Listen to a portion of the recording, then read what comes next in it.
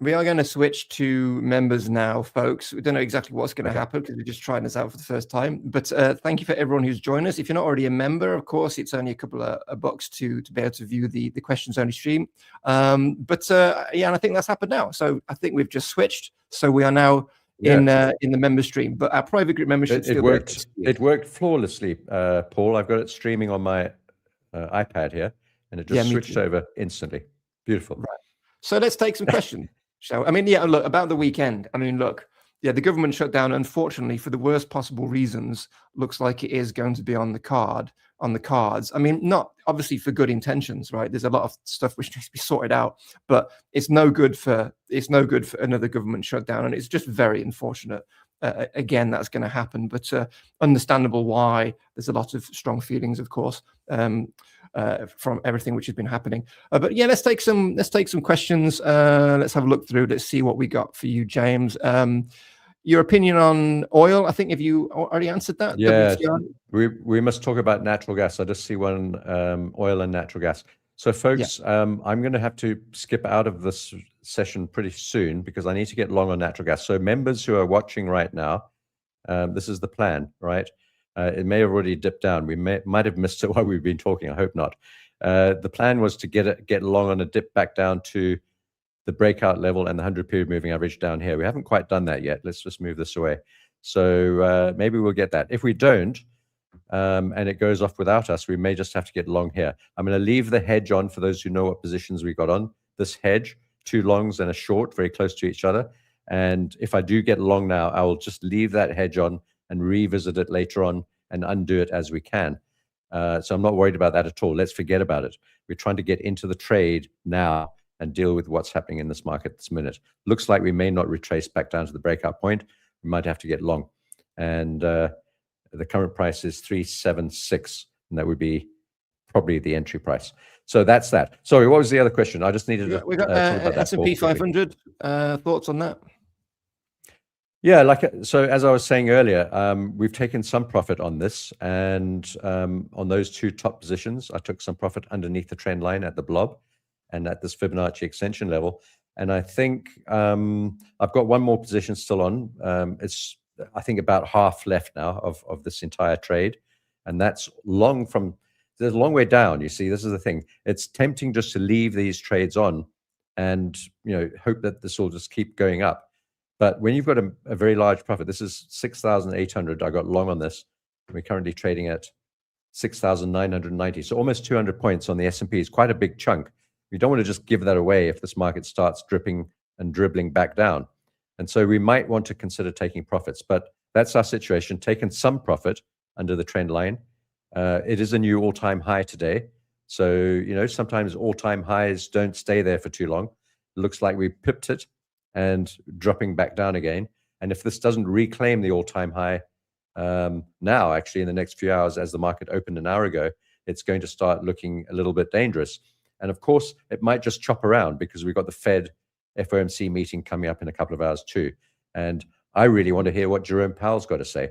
I know it's going to be almost certainly no interest rate change, but I want to hear what JP's got to say and what questions he gets asked. And maybe the market's going to have to wait for that across the board, including cryptos. Yeah, it'll be very interesting to see. But we've got a question about Sol. Let's just jump to that, if you don't mind me switching charts. Sure. Let's just have a quick look at Sol. Really, really straightforward. Obviously, we've got a crypto live stream tomorrow where we can get into this in more detail. So we did have a cup and handle. We had a cup and a handle started to form, but then, of course, chaos ensued, and we've now come back down to support, almost tapping this, recreating this dip almost exactly. Now, the play would be an enter on the recovery of the retest of support following that dip at around 122. So if you imagine like something like this, as it did here, come in here and then look for a move up.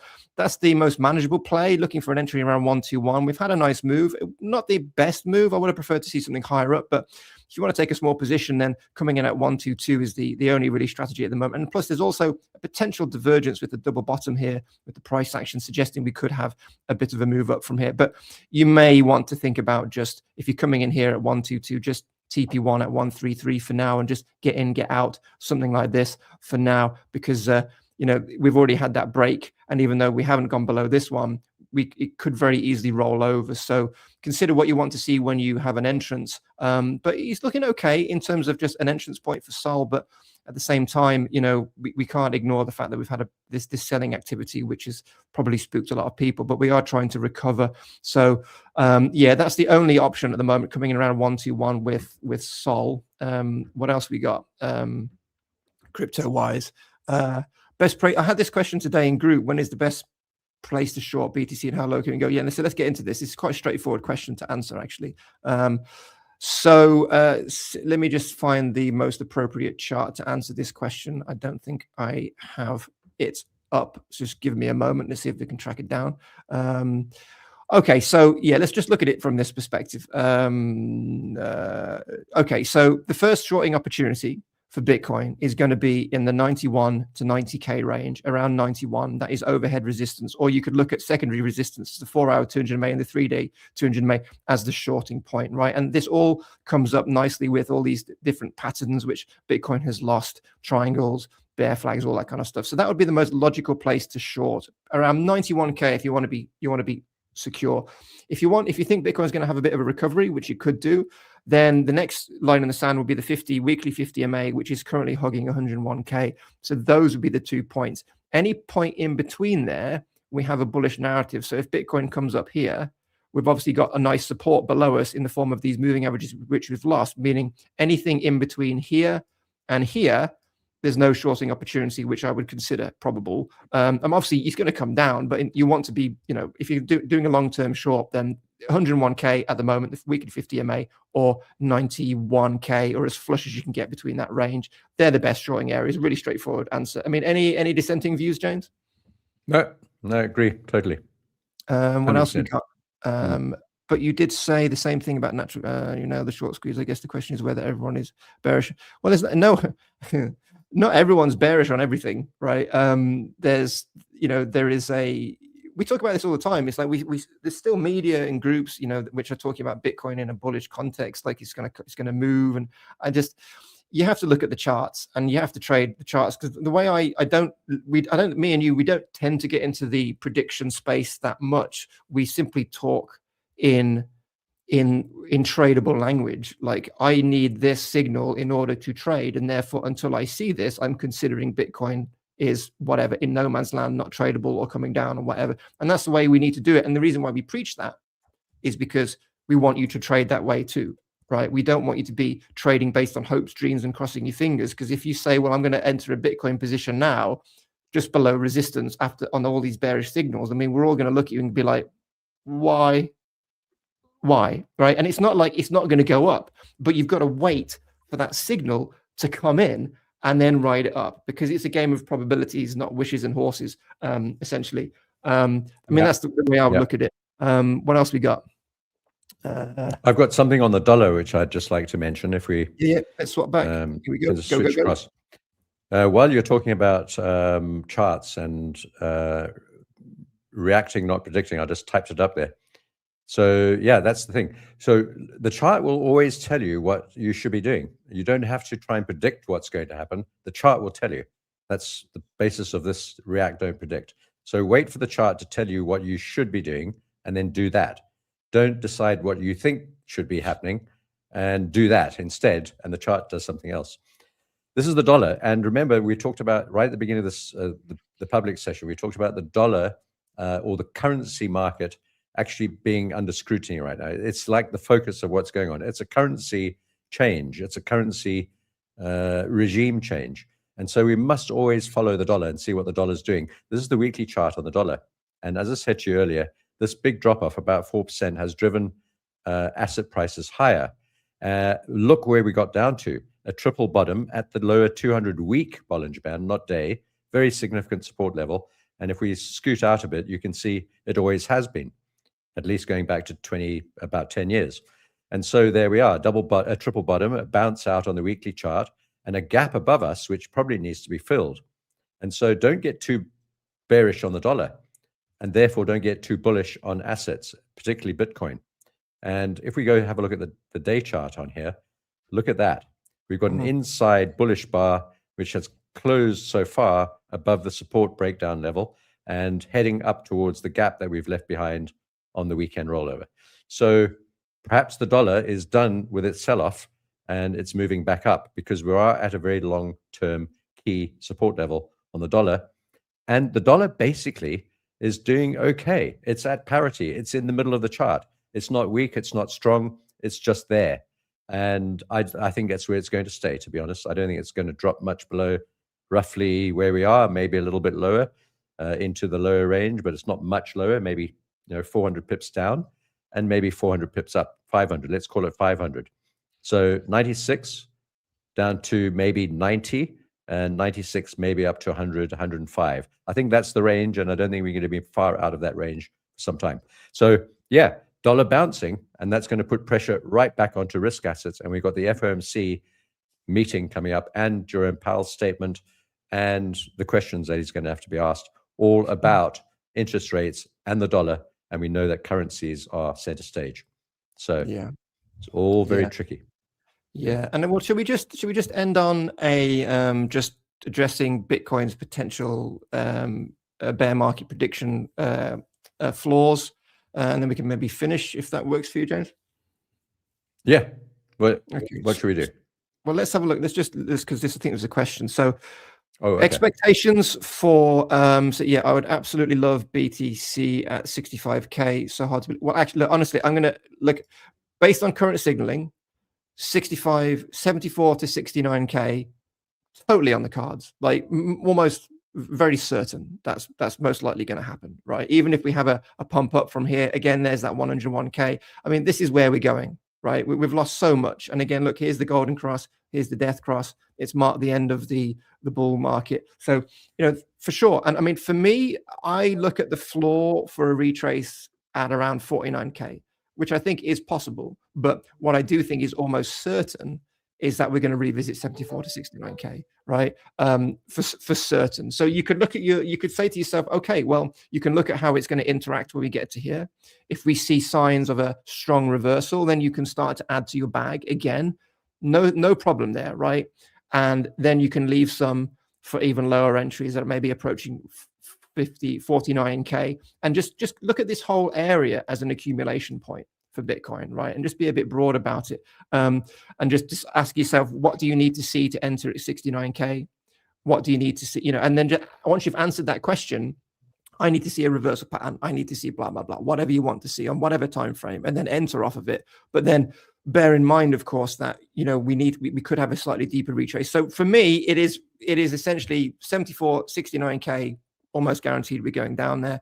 Typically, historical cycles with Bitcoin have always retraced back down to the previous top from the previous cycle. As an example, the bear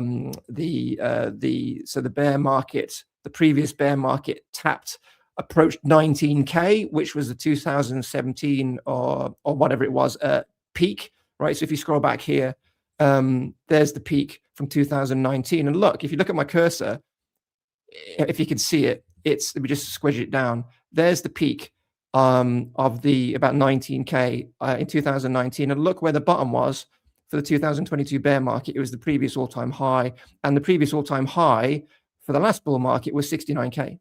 So it makes this area very ripe. And if we look at Bitcoin, James, is like, it's not going to be a deep bear market this time because of institutional adoption, then 69K is looking pretty nice to start loading up on your bag. I mean, any thoughts from your perspective on that?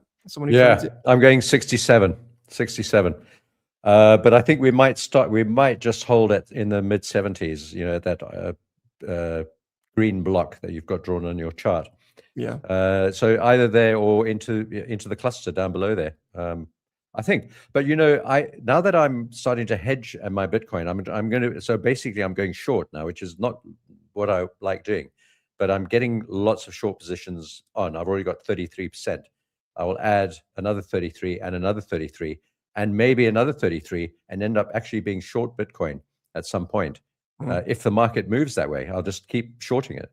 And then when we get back down to either the mid 70s or the mid 60s, I'll take profit on those shorts and swing long again.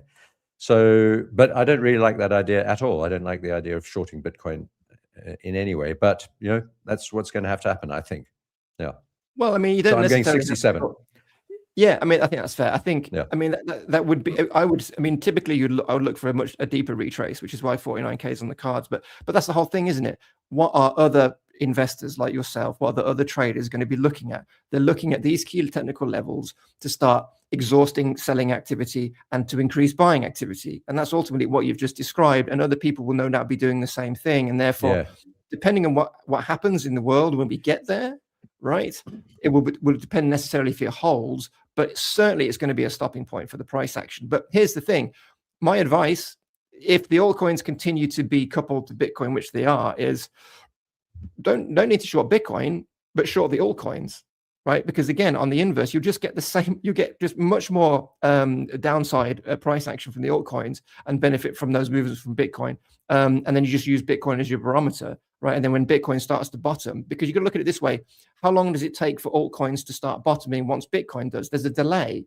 So you have that time to assess your positions. Whereas if you're trading Bitcoin directly, it's like, oh, okay, we're bouncing from here now. And I'm like, oh, what do I do? Whereas if you start seeing Bitcoin bottom, then you're like, okay, now I'm going to close my altcoin positions, which are probably 300% down. Yeah. Oh, yeah, nice. yeah, no, for sure. Yeah, no, but you're right. So the increased selling of Bitcoin, I saw, I don't know if it's true. I mean, I find it difficult to believe, but like 200,000 Bitcoin long-term hodlers, 200,000 Bitcoin has been dumped. Coins, 200,000 coins, not dollars. So I don't believe that. I can't believe that, to be honest. But maybe it's true. But people like me, like I've not been selling Bitcoin for years now, and I'm now starting to sell Bitcoin, which means, and I'm not the wealthiest man in the world, but I've got a reasonable amount of Bitcoin to sell, and it's quite a lot of money, and I don't really want to be selling it. But the fact that I am means that I can't be the only one, as you just said, Paul. There've got to be loads of people doing exactly what I'm doing. Yeah, and I mean, it's not. I'm not saying like people should drop their hodl plays. It's not like that. Just if you've bought Bitcoin at 20K, then just hang on to it. It's going up. Don't worry about it, right? But if you have been, if you have a 125K Bitcoin, right, and you got a stack of them, right? When it was like 125K, of course you're going to try selling the top because you can reposition them at half the price. I mean, why wouldn't you do that, right? So there's obviously going to be an element of that. Plus, with the institutional adoption, you're going to have, unfortunately, some of these institutions, whether it's strategy or otherwise, there's going to be a point, there's going to be a red line where they're like, we need to, reposition and change things a little bit, which of course is going to add to that pressure. And a lot of those lines, those red lines, we've already crossed. So it's not, this is just normal market cycle dynamics, right? Actually what I'm seeing from Bitcoin is pretty good, because we're seeing an accelerated sort of bear cycle, which means we're probably going to bottom quicker, which means it won't be a year of pain. It'll be 3 or 4 months of pain. And then if you keep trying to track your altcoin positions as they head lower and scoop these things up, when the market does turn, you're going to be in the money. And that's the waiting. That's the game, isn't it? It's people exhaust themselves waiting. And it's that story of the diamond miner. He spends his whole life believing diamonds are in this cavern, and he goes in for 60 years with his axe and he's digging away. He believes it. He wants life-changing money. And after 60 years of doing it, he just gives up after pressure from his family, and he goes and retires. And then a couple of days later, some young whippersnapper comes in, picks up the pickaxe, one strike, and there's a diamond falls out. So you've got to hold the line. You've got to just keep your eye on the charts. And I'm still That's the old pokey machine story, right? You spend all night on the pokey machine. Yeah, exactly. But it's the human psychological principle. It's like I'm looking at some random deep AI tokens, which are like pre-sale stuff, right? Which I can just buy for $100, right? And if it pops, then great, right? $100 on deep snitch now, if it goes to $100, that's a couple of $100K, right? So there's plenty of things you can be doing, plenty of things you can be planning. But if you think like, well, I'm giving up now on my investments and I'm giving up on my positioning, and we're like, well, the market will move just as you stop. So, but that's the way I approach it. Okay, folks, I'm going to get onto my natural gas trade, so I'm going to get out of here. Paul, have you got anything further to chat about? We've been here for quite a long time now. No, I got to go and buy some work. AI on MetaMask. Okay, cool. All right. Well, folks, I hope you enjoyed the show. I hope we covered quite a lot of ground, and I hope that the members benefited from the last bit of the member section. So, and if you have any further questions, please just pop them up in the chat in the private group if you're part of the private group, or message me or Paul on X or wherever you can find us. We'll try and answer your questions. Yeah. All right. Thanks everybody today. Work in progress stream, but we'll continue to improve it for everybody. All right. Thanks, James. See you, everyone. Take care.